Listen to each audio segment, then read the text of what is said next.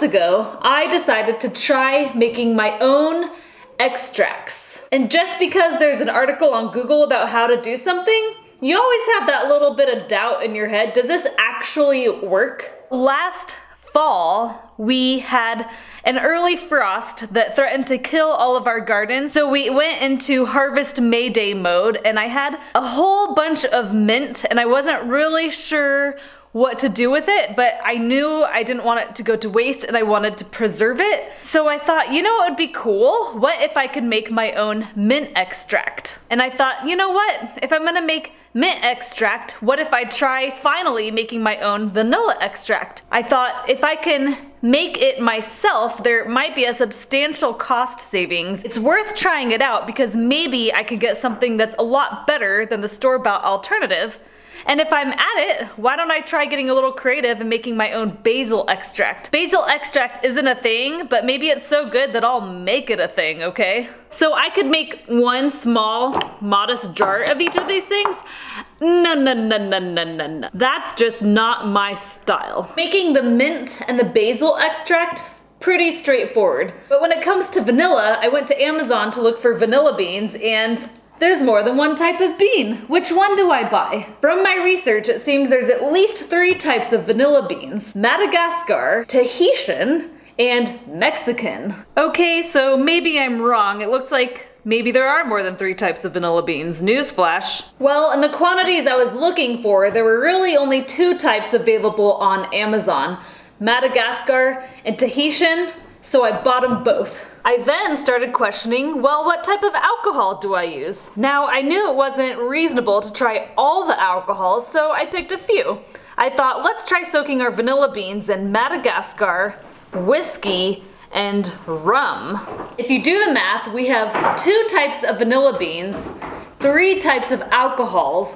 That gives us 6 combinations of vanilla extract to try. Okay, before we go any further, I think it's important to mention that we filmed making all of these extracts. We showed the process of exactly what we do, and then I also talked about the cost breakdown, because it's really great to make your own things and all. Oftentimes you get a better product than what you would otherwise buy in a store, but is it really economical? First of all extracts are not created equal. You've probably seen on the shelf there's imitation extract, and then if you're looking for pure vanilla extract, which is even higher in cost, there's levels of what quality it is, basically how much it's diluted. So if you're looking for like top-notch vanilla extract, you're gonna pay a premium for that.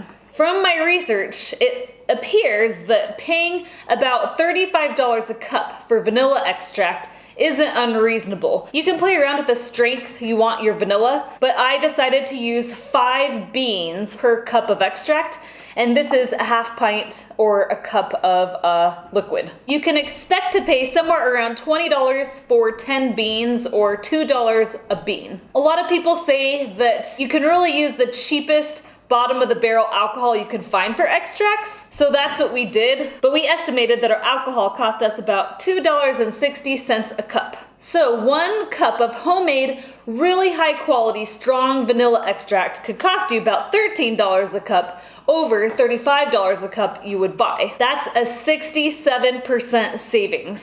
We made 8 cups of vanilla extract. If we were to buy this, it would cost us $280, but it only cost us $104 to make. That's what I'm talking about. Mint extract is where it gets even better yet. Because we don't have to pay for the mint leaves, we grow them in our backyard. We're in this for the cost of cheap alcohol. High quality mint extract can run you somewhere about $18 a cup, but it only costs us $2.60 a cup to make. That's an 86% savings, yes. We made 8 cups of mint extract. That would cost us $144 to buy all this.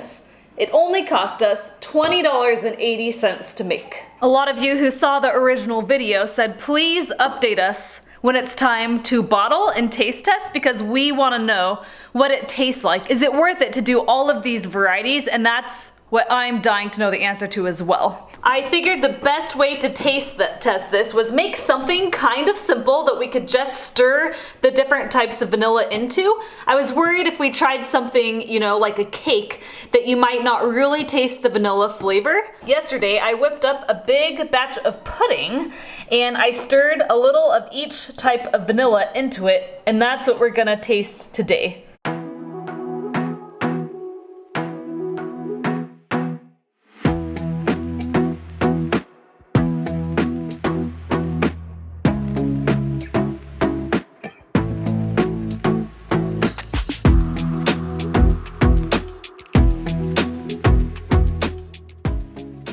So here's Madagascar Vodka.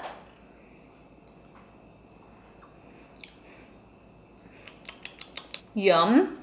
All I'm really trying to figure out is when I continue to make our own vanilla, hopefully year after year, which bean and which alcohol do we use? Madagascar Whiskey.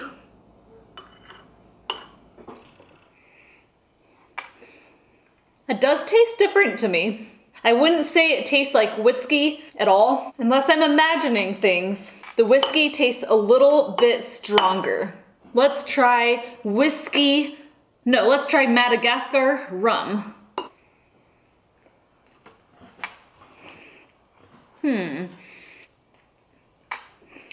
I would say if you gave them both to me and I was blindfolded, I couldn't tell the difference. They're all delicious. But I sort of think the whiskey might be the strongest. Maybe it's the alcohol with like the strongest underlying flavor. Tahitian Vodka, baby. If you think this is just one big fat excuse to eat pudding, I can't prove that it's not.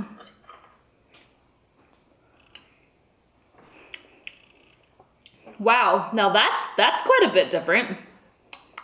Wow. So Tahitian Vodka, Madagascar Vodka.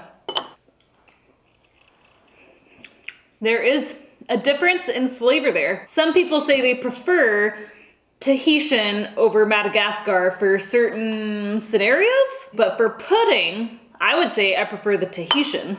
So far.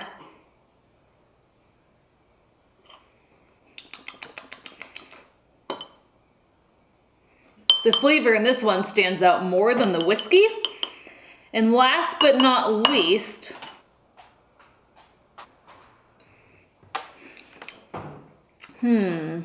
that's a tough one. Unless you were really comparing them to one another, I don't think you would notice a difference. So my opinion right now is that if you're gonna make your own vanilla extract, I'd go as far as to say that the type of bean between these two doesn't really matter and the alcohol doesn't really matter. But that's just my opinion as a non-professional baker. I can say it's between Tahitian vodka and Madagascar whiskey. Final comparison.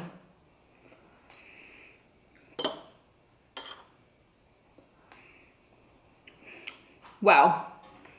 Okay, I've made my decision. My favorite out of all of these is the Tahitian vodka. That actually surprises me. I was thinking that one of these other alcohols would give the vanilla much more of a depth and complexity, I guess. So I feel like this is just the brightest, most noticeable, refreshing flavor to me. So to me, the really interesting part of this is when Jesse taste test this. Does he have the same experiences and observations, or his completely different? If you're really looking to save money, I believe I made extremely potent vanilla and it was still a 67% savings. Some people per cup of alcohol use 2 or 3 beans instead of 5. I did 5 beans. And some people also reuse the beans batch after batch, but other people say you're gonna get weaker and weaker vanilla after each batch. So I haven't decided yet if we're gonna reuse the beans or not. At this point, I don't feel like we need to really pinch every penny out of this because we've already saved so much money. So if we don't end up making additional batches out of these beans, I can still sleep at night. Okay, we have one more test to do. So we have homemade mint extract, homemade basil extract, and we have store-bought mint.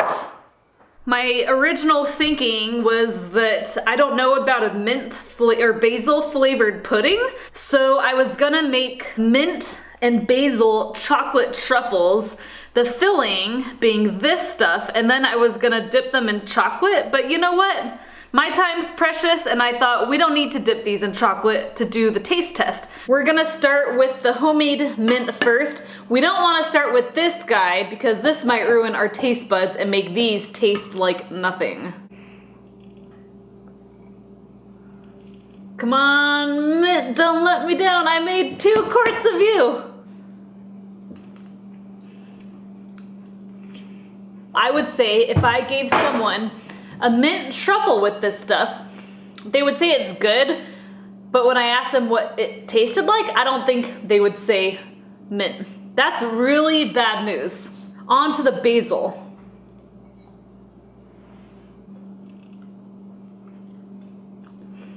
Wow, I'm actually really liking this one. It does taste basil-y. We have an ice cream shop here, and 2 summers ago they made a basil praline ice cream. So I'm hoping to recreate that. This one I'm happy with.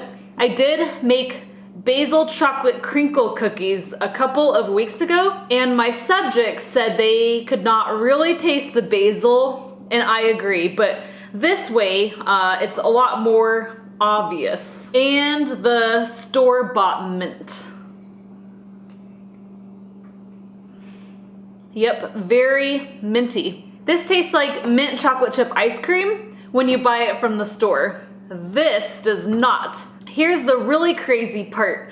So for this small amount of filling, I used about an 1/8 teaspoon of this mint extract. But to get remotely a flavor from the basil and the homemade mint, I used, I think it was 1/2 or 3/4 of a teaspoon for this very small amount. I'm not saying it doesn't make sense to make your own. Maybe I missed something, or maybe when you make it yourself, you're just gonna double, triple up on your extract amounts. So my grand conclusions, based on the flavor of the vanilla and the substantial cost savings, it definitely makes sense to make it yourself. And for the mint, you know, that's a tough one.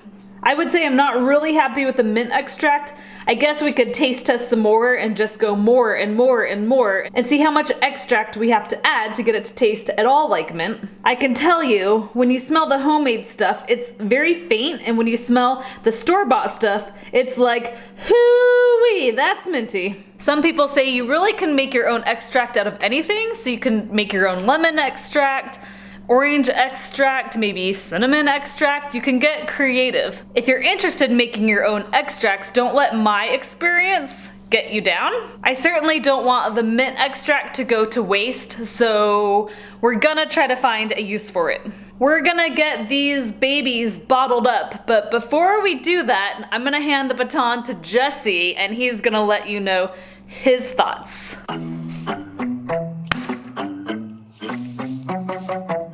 Ooh, don't want to get cooties again. Let's see.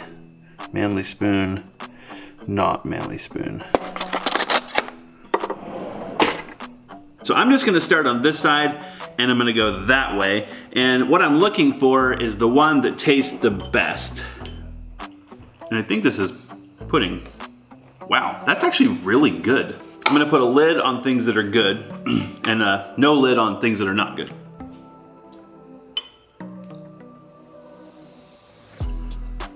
How am I supposed to say? Like, this is all so good so far. I mean, it's only 2, but man, that's good too. Well, I guess we'll put a lid on there. I don't know. How can you pick? That's 3 out of 3 that are good. Oh yeah, that's definitely different. Boy. Just cause I'm gonna leave a lid off there, just because like, I can. And the last one. Man, I don't know. I'm just gonna leave it at that right there. And let's see.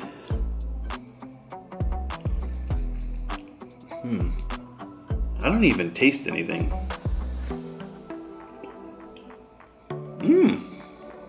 There's definitely basil in there. It's not strong though, but it's there. Oh wow, that's minty. No questions asked, mint. I don't think there's any mint there at all. And there's basil there, but you have to be really sharp. I would say we really can't decide. There's no clear winner. You know, at the end of the day, it's all delicious, so I would say we're gonna have to like close our eyes and pick a bean, pick an alcohol, and go from there. I do wonder what some of these other beans taste like though.